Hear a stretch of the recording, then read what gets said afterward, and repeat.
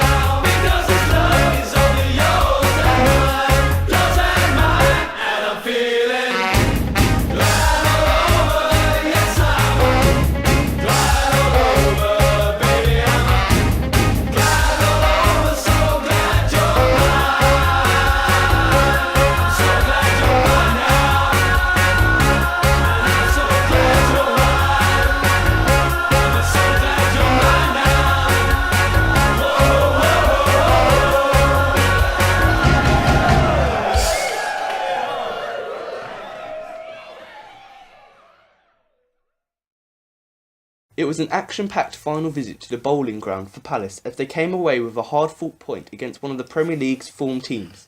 The Hammers started on the front foot and looked the stronger of the two sides, enduring a lot of the ball in the middle of the pitch, while Palace sat back and kept their shape. Despite having a lot of possession, the home side didn't really get a clear sight on goal, and it was against the run of play that Palace grabbed the opener. Bakary Sakho curled a free kick in from the right, which invaded everyone and took Adrian by surprise. The Hammers stopper could only parry the bouncing delivery and Damien Delaney was first to respond and gratefully nodded the ball into the empty net. However, West Ham's response was near instant. Within 3 minutes of Palace's opener, Manuel Lanzini had seized on a loose ball and crashed a first-time effort into the bottom corner of the net from close range. They continued to push the Eagles back, trying to take the lead, but Palace held firm and managed to threaten West Ham on the break. A perfectly weighted cross by Pape Souaré on 32 minutes was volleyed over from 6 yards out by Jason Puncheon in Palace's best chance after the goals. In the closing minutes of the first half, West Ham took the lead. A poorly timed challenge by Joel Ward on Dimitri Payet gifted the Frenchman a chance to shoot from a free kick 22 yards out.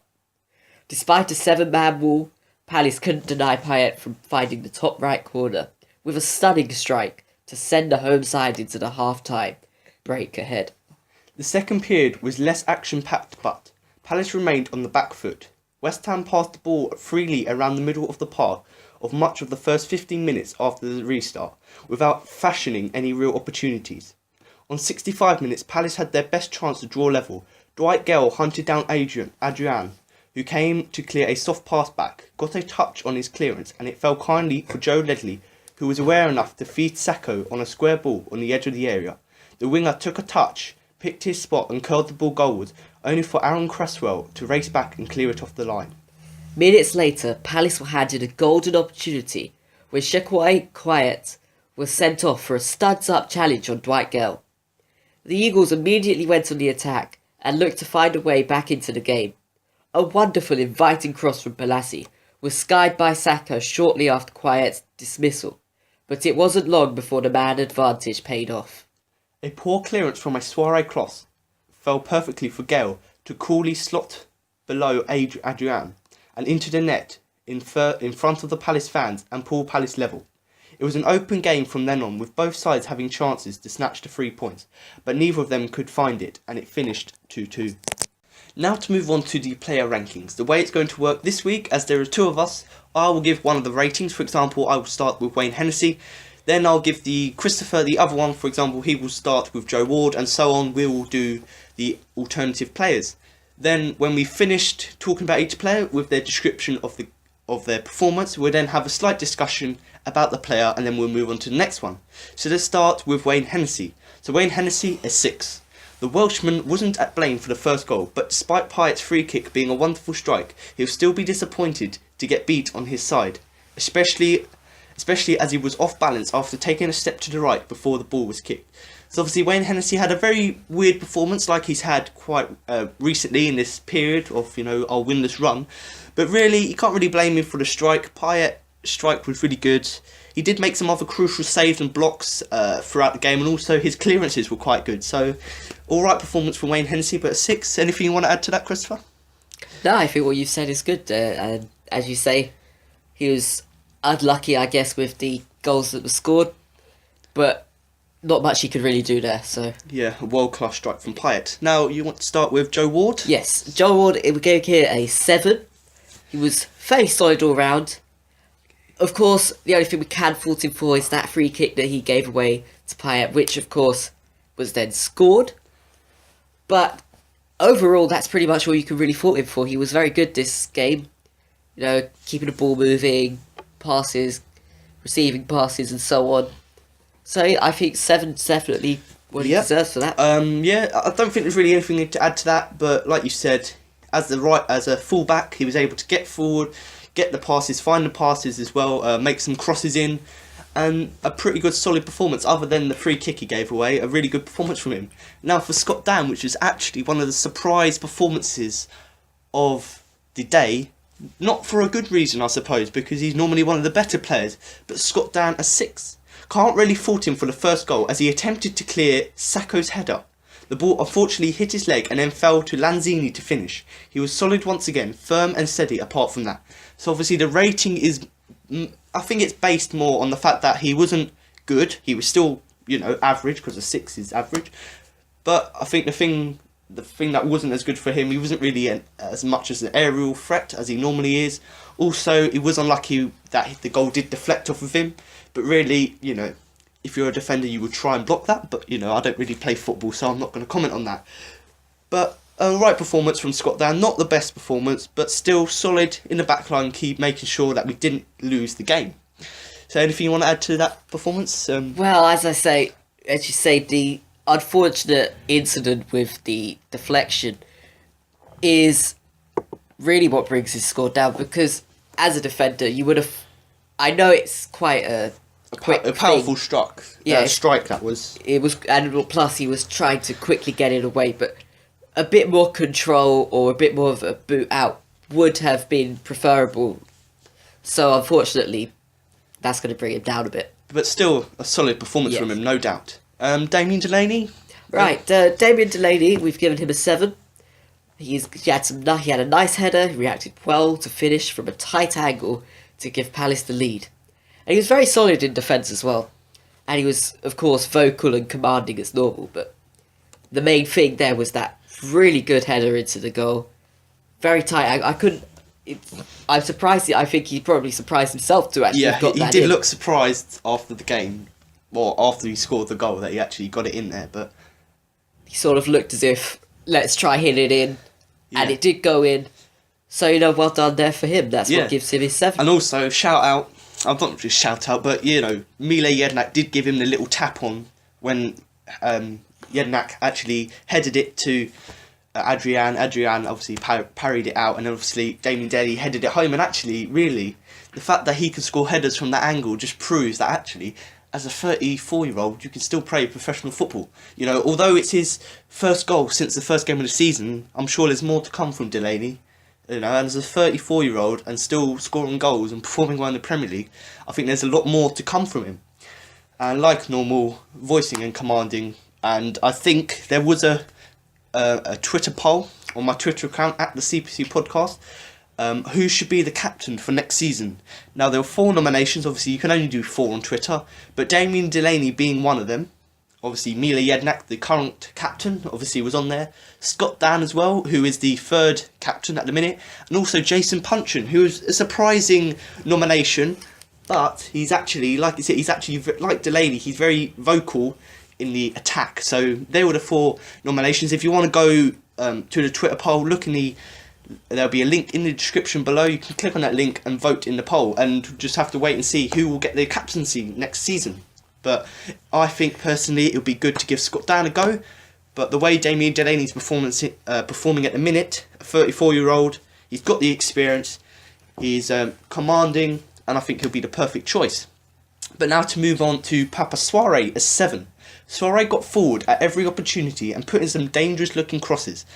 Now, one of them crosses was one that led to a goal, and it was a really nice curve. Not as good, I would say it's better than Payet's, but obviously Payet did score from his, but a very nice cross from Papa Soirée to get the ball into Gayle. Obviously Gayle didn't get on the end of the ball. Obviously West Ham messed up in defence, and obviously Gayle was able to score. But overall, he was able to get back defensively, he was able to get forward, pass the ball around, and obviously make the crosses. And also I think his speed did actually really help.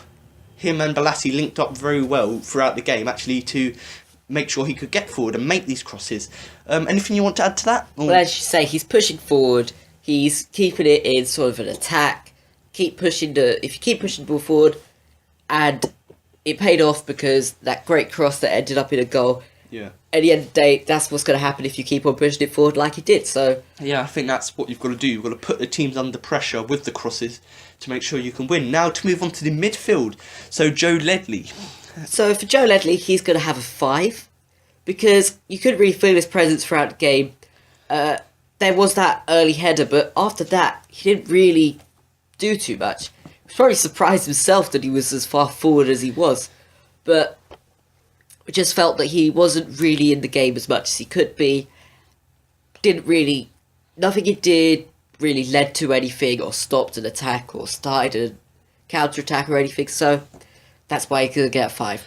Yeah, and I think one thing to add to that is really, he didn't really do much at all, but he didn't do much wrong. So the things he did do, as in the passes, the getting forward as well, I think that they weren't bad. It's just he had few chances of that. And I think that's what you would want of a player, that when they do have an opportunity, they take it well and make sure they can do good things with it. And also just, he's a defence. Really, I think he used to be a sort of a central midfielder, but now I think as he's getting older, him and Jednak are sort of, the defensive midfielders. And I think that's why he probably wasn't really in a presence in the game, because, we were going forward quite a lot, and obviously he was playing quite defensively, so we didn't really get to see much of him. But, a 5, slightly low for him, but, undoubtedly it was a good performance from him, but not at the standard that we would at the minute, but still a very good game. And now for me to move on to Mile Jednak, so obviously Joe Ledley's partner. So Mile Jednak, a 6. Jednak had a solid, if unspectacular, game in midfield, did his usual thing in the middle of the park. Good to see he recovered from his injury on international duty, and Palace need leaders like him at the moment. So obviously, he had a really good game, it was really defensive, and obviously if it weren't for him, just in front of the defenders, we may have conceded a few more goals, but obviously his experience, his knowledge, helped us to get through the game. And he's getting better and better. We weren't at the beginning of the season, he weren't playing, because obviously Kabai came in the summer. But as he's coming in again, getting introduced back into the team, obviously for the injured MacArthur, he's showing that actually why he should be in the team and why he is the club captain. And it's good to see that he was able to get back from his injury, after international duty, because if he wasn't there, in my opinion, I don't think there would have been anyone else to cover that position, and we would have had to gone even more attacking, which can leave holes in the defence. But a good performance from him, and obviously, like I said, with Damien Delaney, one of the contenders for the captain next season. Anything you want to add to that? Well, it's good to see this sort of recovery that you see. It's sort of building back up what would he used to have and stuff. I just think, of course there wasn't really anything spectacular, but he's still recovering. He's still coming back and building up the strength and building up the play and the technique and everything that's required. But it is someone you need, that Palace needs right now. Definitely a player that Palace needs. Yes, that's a good performance from him. Now to move on to Jason Puncheon, who played a sort of a central role rather than playing the cam role he would usually play. So, do you want to start with that? Okay, so Jason Puncheon got a 7. He was decent tidy on his return from injury, but he wasn't really the attacking threat we all know that he can be. He looked very comfortable and he did keep the ball well. So he may not have looked like much of a goal threat, but everything he did do was impressive. So, I mean, this is another one that's come back from injury, so he may not be at his top level. He may not be at his top attacking level, but he's comfortable, he's keeping the ball as he needs to be keeping the ball, he's getting passes, and that's what you need. Yeah, I think we can look at his performance and actually say that this injury may have actually helped him, because, before his injury he looked quite tired. He wasn't really running as much as he used to, and actually I think that this injury probably really helped him, because obviously it's built up his fitness again. There's obviously he's had the break where he hasn't been playing. It's helped him, to improve, to train, and I think that actually that's really paid off. The fact that he's been injured, it's never good when players are injured, but I think that this injury actually helped Puncheon to actually develop into an even better player. And before his injury, he did look quite uncomfortable. He kept losing the ball, but when he did have the ball, he was holding it up, but he did seem to lose the ball a lot. But obviously in that game against West Ham, he's proved that actually he can hold on to the ball really nicely. He was able to find passes, and although he doesn't look like a goal threat, he can obviously supply the likes of Zaha and Balassi on the wings with the ball. So another solid performance from Puncheon. Now to move on to Wilfried Zaha, who was actually one of the surprise and weird performances of the game, and he got taken off at half-time. So a quiet first half from Zaha and was replaced at half-time by Gayle. Some fans weren't happy with that, but that allowed Palace to have a recognised striker in attack and move Yannick Balassi out wide. Something wasn't right in the first half and Pardew had to fix it. So obviously at this half-time, without a league win in 14 games, we have been struggling quite a lot. But, people are saying Pardew should leave, but actually Pardew made some actually good decisions during this half-time, taking Zaha off, who wasn't having a good game, and bringing on another striker, or bringing on a proper striker, recognised striker. And actually that's a really good tactic, making sure that you've got the striker so you can score more goals. And he wasn't really having the best performance, best game, but actually he was able to get forward quite a lot. He was still able to put in crosses, but obviously not to the standard which we would want in this game against a informed team. But a weird performance from him, to say the least. Anything you want to add to that? Well, I think that the decision to take him off was, in my opinion, definitely what needed to be done. I know that people weren't too happy with it, but at the end of the day, Gayle came on and Gayle scored. And that's what's important. Because Zaha, he's a very good player, but if he's not having a good game, if he's not going well, you've got to take him off. You've got to put it on with someone who can deliver, who can do what needs to be done, and that's exactly what was done, and it paid off. Yeah, I think that's basically sums it up really. But I think it was good. I think because Balassi isn't really a striker, so actually it was a good decision to take off a player who wasn't really performing well, bring on a striker, and actually put Balassi in his best position. And we'll move on to him later. But now to move on to Bakary Sakho, and I believe this is Christopher's one of his favourite players. Yes, it is. We've given Bakary Sakho a 7. So Sakho looked very lively on his return to the starting 11. His delivery led to Delaney's opener, and he had another effort cleared off the line. So he's putting in chances, and that's what we like. Some paid off, some didn't. But at the end of the day, he's pushing on the attack, he's giving us a chance, And as you can see, it did lead to 1 goal. Maybe others have had it been worked better, but he's keeping that ball forward and performing great as he always does. Yeah, I think there's not really anything else to add to that, but considering he's come back from a long injury, and I think this has actually helped him as well, for him to get stronger. I think that before he got injured, he was sort of playing as the striker cam role, but I think now he's come back from injury, and Balassi, we haven't really got a proper striker. Balassi's been playing up front, and actually we've having seen Sakho on the wing, and actually he's been really, really good on the wing, really lively getting in the crosses, and obviously one of the crosses was really important to the game, and obviously got us the goal. And I think, you know, if we've got players who can actually get in the crosses, obviously we're going to win more games, and, you know, it's going to reflect on the team if we've got a player who's supplying other players. Now for me to move on to Yannick Balassi, obviously, like I've said, was playing in a striker role, but at half-time, Zaha came off, Gayle came on, and Balassi got moved out wide. So Balassi hardly got a kick first half when he was deployed as a striker, but looked much better and much more comfortable when he was moved out wide for the second half. So obviously we all know that Yannick Balassi is probably the best player this season for Palace, and obviously the times that he's been the best, the times that he's been really good, is when he's been playing on the wing. So if we play him on the wing, he'd be more effective, and we saw that in the second half. As soon as Pardew, once again making a good tactical change, moved him out wide, he was able, you know, to get the ball in, he was able to make crosses, make runs, use his pace to his advantage, and actually have a real effect on the game. And although he did perform not that great in the first half, his second half proved that why he is a very pivotal, important player for Palace. Yeah, as you say, this is another reason why I think Pardew's decision was the right decision, because Balassi wasn't in a position he was comfortable with, and that showed in his lack of getting the ball and actually doing much in the first half. When he was moved to in the second half, he became a much better player and he got a lot more chances with the ball, and that's because he's more comfortable, and that's important in the game. Yeah, if the player's not comfortable, they're not going to play well. If you put them somewhere where they are comfortable, it's going to go better. They're more likely to really get into the game and make a difference. Yeah, and I think that's obviously, as a player, he feels much more comfortable playing on the wing than he does as a striker role. But now to move on, I'm actually going to have 2 plays in a row because I would love to talk about Dwight Gayle.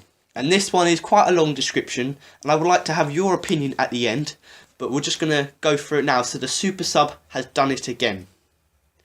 Pardew rightly looked to get a striker on at half-time, and his man delivered. He played well and got a vital goal. What more could he do to be worthy of a start? He scores goals, it's just whether he can fit into Pardew's system. Comment below what you think of Gayle. Does he deserve a start? And I'm going to answer that question there. I think he does deserve a start. And it's been going around Twitter that him and Wickham should start up front for the Norwich game, which I think will be a very, very good partnership, because Gayle with his pace and Wickham with his precision and accuracy, I think that would work really well up front. But really, just Gayle, I don't know why he hasn't really been playing, because whenever he comes on as a sub, and this is the same under Warnock, under Tony Pulis, Ian Holloway, all of these managers, whenever he came on as a sub, he was fantastic. And whenever he does well, he never seems to earn a start. And obviously, I think now that if Wickham's back from injury, I think that they actually should have a good partnership. Because Gayle normally plays better when he's in a 4-4-2 formation with obviously another striker with him. And actually, Wickham has been on form this season, in form. And I think him and Dwight Gayle could actually work really well. But Gayle was able to hold up the ball well, considering he's like one of the smallest players on the field. He was able to make the runs using his pace. And obviously, he did score that crucial goal that meant we drew the game. And that was actually a really powerful strike from him. And actually, his injury, and this is what Pardew said, his injury actually helped him, because it helped him to go in the gym and get stronger. And considering he's one of the smallest players, he's actually built up his strength considerably. And I think that really helped. And Pardew said after the game that actually he's probably the most accurate player on the field, because whenever he scores goals, they are literally, I don't know how to say it, but they're really accurate. They go right to where he wants them to go. They never miss. So a really good game from Gayle. And what do you think? Do you really think he should deserve a start now? Or? I can't believe he hasn't had a start. I really do think Gayle is one of the players that you need on the field, especially at the beginning, when almost every time he comes on, He delivers, he does what needs to be done, he scores goals. That is someone you need on the field throughout the whole match. Yeah. I mean, if you'd had him on in the first half, We might have been instead able of to get done. Zaha, we may have been able to win that match, and I think it's important. Gayle is... Given this opportunity again. He's got pace, he's got accuracy, his shots are good shots, strong shots, hits where he needs to hit. I think he deserves a start, and I Yeah. can't believe he hasn't had one yet. Yeah, and I think the Norwich game is a perfect opportunity for him to actually do it. And actually, for the first time ever, for us to play a 4-4-2 formation, because him and Wickham could be the new Agallo and Troy Deeney. We don't know. But let's move on to Fraser Campbell. So he was obviously the substitute in the second half. Now, Christopher, what would you rate his performance? So we've got another sub, Fraser Campbell. He's going to get a 5, mainly because he came on the last 20 minutes, so... You can't really rate him for that, to be honest. No, I was just saying, he comes on the last 20 minutes, he's got... When West Ham are down to 10 men, you can see he's putting in a lot of effort, but he wasn't really a threat. He ran through the channels, held the ball, but you just didn't get him as a threat. He didn't really look like he was going to score, and that's really where he loses it, because... He wasn't really a threat. Yeah, you need to be a threat to the other team to make the difference that you need to make. So that's why he goes down to the 5. Yeah, and I think as a striker, really, he should be trying to get forward more. And actually, having seen him perform in the last few weeks, I know this may sound weird, but I think we should actually consider playing Fraser Campbell out wide. Not because of his crossing ability, but actually because he's able to run into these spaces and he links up quite well whenever he plays with Soiree. And I think that actually, that may be a good idea, because he's never really been a prolific striker, not really scoring that many goals. But really, if we do, try a new formation, maybe we might be able to see the better of him. But once again, not the best performance from Fraser Campbell, but not the worst. But, a 5 I think is a fair result. So there you have it. That's my match review and player rankings. Now for my man of the match. So this week I have 4 nominations for the man of the match. Once again, voted by my Twitter poll. But obviously only 9 people voted because my Twitter account is still growing. But if you want to check it out, it's at the CPFC podcast. But obviously, considering I only had 9 people and it's not really that fair to base it on that, I did have a look at the 5-year plans poll and found that actually they had similar results to mine. So that's fine. So the 4 nominations for man of the match, and if you do disagree with these, do comment below. But they are Delaney, Balassi, Puncheon and Gayle. So Christopher, do you want to start with Delaney? Just why do you think he should win it? Well, I think the reason Delaney gets it is for that great header into the goal, because Tight angle. Exactly, Yeah. It's a tight angle. I'm still looking over it, thinking how did he score it? It's a good goal, and I do think if it gave Palace the lead, it gave them the edge, and so just for that, you sort of deserve man of the match for giving. It's pretty much in a way a massive morale booster to the entire team. You scored that first goal, you've given them that chance. Plus, he was solid in defence, and he's got that sort of control, so I think that's why he would go in. What about Balassi? I think Balassi is probably one of the most best player on the field, and we'll move on to who I thought was the main man of the match, but judging by what people said after the game, he's in hot contention for the award. So, why do you think Balassi should win the award? Well, Balassi, of course, in the second half, if you take a look at the second half, he definitely deserves it. He was so comfortable, and he was really getting the ball, making chances. If you take the first half into account, maybe not as much as the others. But just for the but second for that half second alone. half, for bringing it back from where he was, is quite an amazing feat on its own. Yeah, I think that he was actually, along with Puncheon, this may be surprising, Puncheon, I think he was actually the best attacking threat. And although he was playing up front and he weren't that good, second half he showed why he should be playing on the wing. And he actually was very good at attacking. So Puncheon as well won the other contention. So why do you think Puncheon should win it? Well, he looked very comfortable. He had that control with the ball. He was very, considering he's come back from injury, he was very neat, very tidy, very together and controlling with the ball. Of course, he wasn't as much of an attacking threat, but he was still. You could see his presence. He was still an attacking threat, just not of the quality that we're used to. So he's got the sort of thing you need Yeah. for someone who's going up for man of the match. And I think one of the other reasons is he's come back from injury, but he was actually very commanding in the attacking sense, and also he acted like a second captain.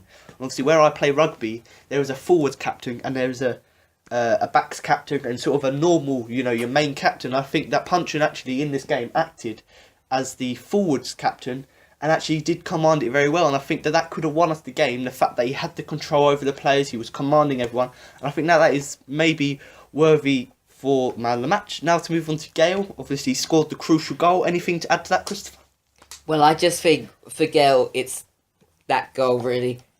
The fact that he was a sub, and he came on, and he changed the game. I would say he didn't look like he needed to get comfortable. He looked like when he was there, he was already comfortable. Yeah, as if he had played the first half.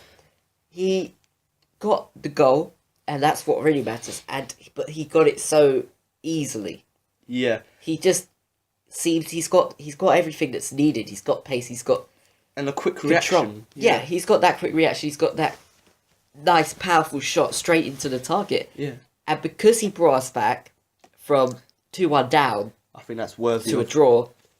So he may not have got us a win, but he stopped us from losing. Yeah, and that's what matters. And I think one word to describe his performance was impact sub, and that's not really a word that's used quite often because you bring on subs and they're normally just there to sort of make sure you can keep up the fitness of the players. But actually, this game, you can class Gayle as the best impact sub, and I think off the season, this is probably one of the best changes Pardew's made because it has impacted the game quite a lot.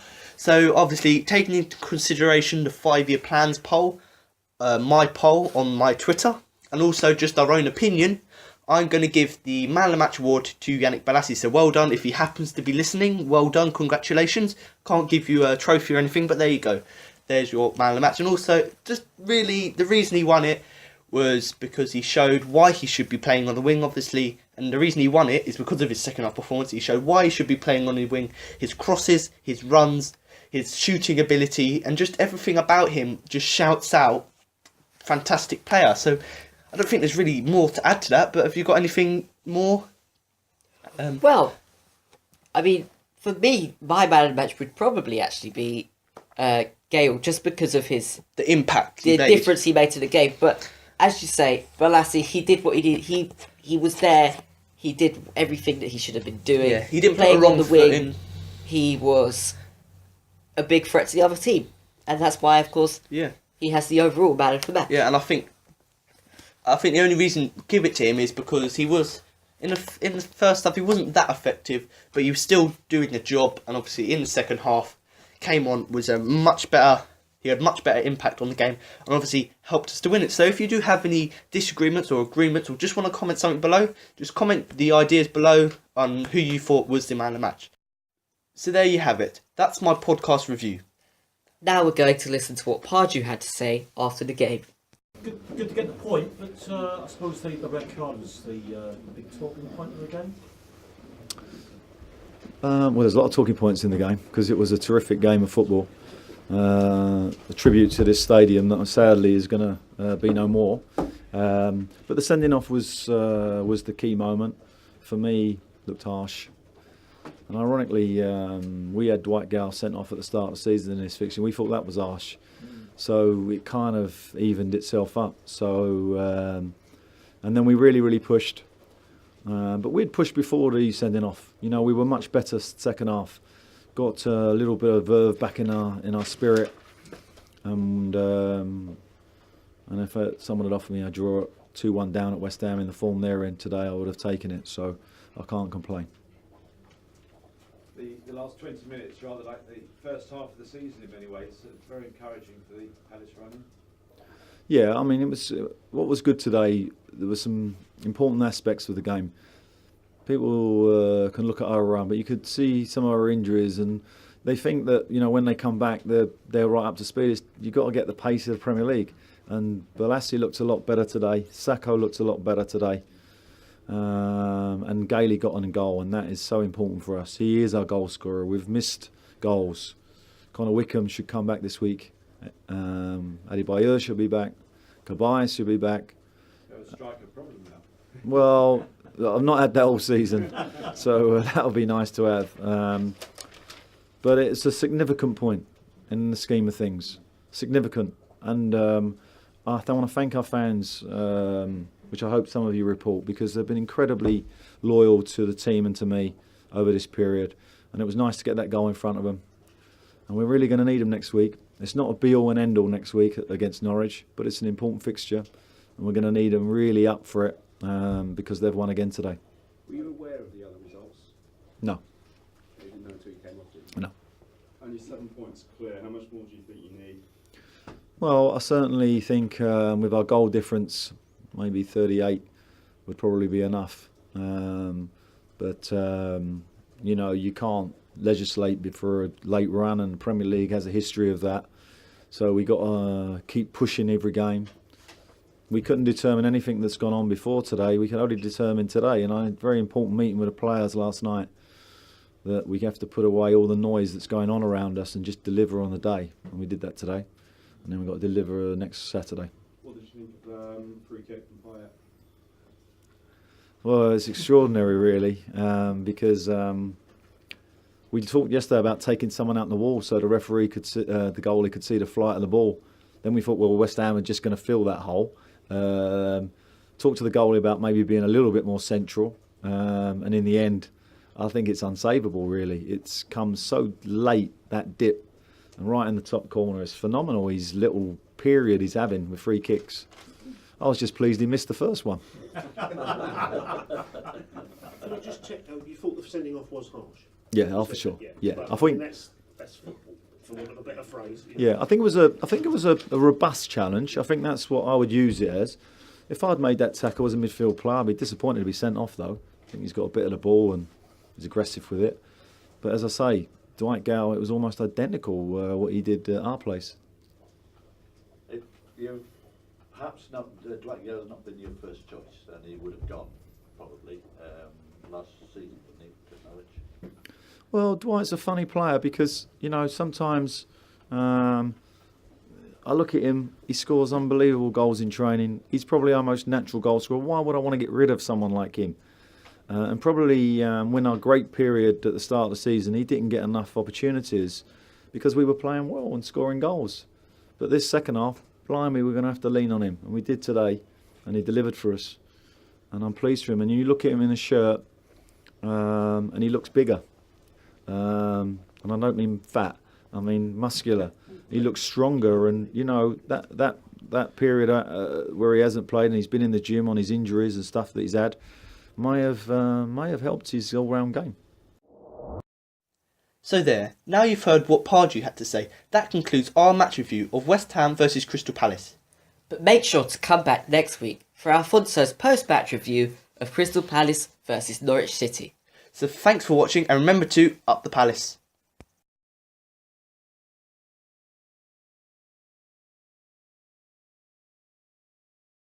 Soccer